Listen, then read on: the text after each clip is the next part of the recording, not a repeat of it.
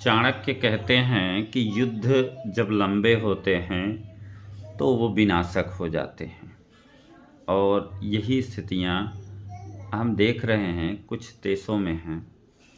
जैसे रूस और यूक्रेन का युद्ध लगभग 4 सालों से चल रहा है, और ये चीज़ें अभी और भी विनाशक होंगी इस मार्च के महीने में। क्योंकि मार्च का महीने में यदि अंगारक योग बन गया तो मंगल इस मार्च के महीने का प्रतिनिधित्व करते हैं। मंगल को और ऊर्जा मिल गई तो ये महीना जो हो जाएगा ये युद्धों का महीना होगा। देश और दुनिया में कई सारे मोर्चे खुलेंगे। भारत के ईगो पर आ गया तो भारत भी अटैक करेगा, पाकिस्तान के ऊपर भी कर सकता है। और बांग्लादेश की स्थिति अगर हम बात करें तो वहाँ इकोनॉमिक वार की स्थितियाँ उत्पन्न होंगी, बांग्लादेश को परेशानियों को सामना करना पड़ेगा। लेकिन अगर इसी बीच, चूँकि मंगल की बात है, अग्नि की बात है, अग्नि ऊपर को जाती है, तो ये ज्वालामुखी की भी कई सारी घटनाएं हो सकती हैं दुनिया में।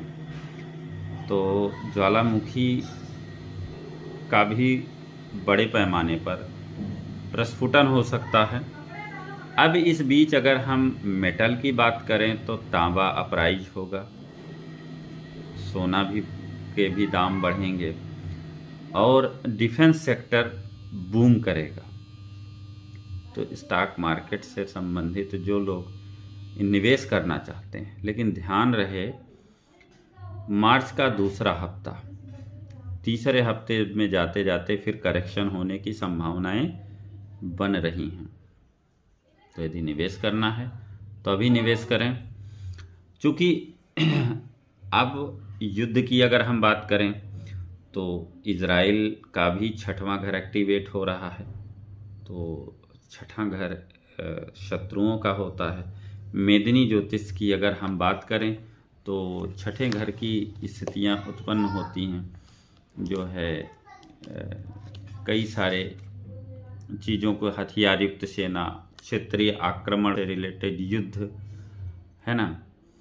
तो चिकित्सीय सेवाएं भी यहाँ पर रिप्रेजेंट करती हैं 6ठे घर को, जो कि रोग रिपुण है।